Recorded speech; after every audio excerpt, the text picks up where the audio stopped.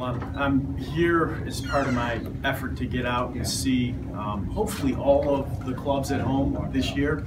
Only 30, but there's only so many days in the season, and it requires a lot of travel. I was in Arizona yesterday, and really happy to be here in Colorado today. For those of us in New York, these visits out to the clubs are really an important thing. So much of baseball's business gets done locally.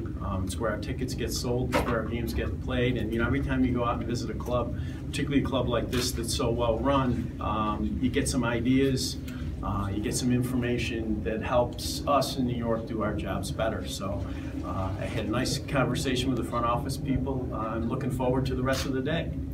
Can I do questions? Commissioner, one of the things that you've been talking about ever since you took office is pace of play, length of games, etc. How do you think that's going? Do you see improvements? Is it going at a pace you had hoped it would have? Look, I, in all candor, am a little disappointed at where we are on pace of play. I think that we continue to struggle with dead time in the game, mound visits, pitchers that don't deliver the ball promptly. We're having and we'll continue to have conversations with the MLB about some rule changes that we feel would help us improve on the topic of pace of game. While I think that for most fans, particularly our hardcore fans, we provide a great entertainment product day in and day out. Pace of game may not bother them. But we're also interested in capturing new fans, particularly young fans, and we think that a little focus on pace of game while always respecting the history and traditions of the game will help us with that younger group.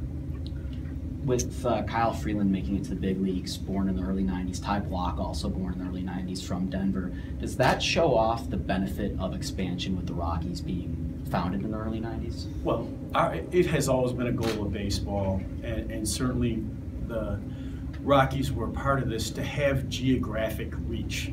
We've done it two ways, right? Through minor league baseball and our relationship that gives people the opportunity in a lot of markets to see baseball live, professional baseball live.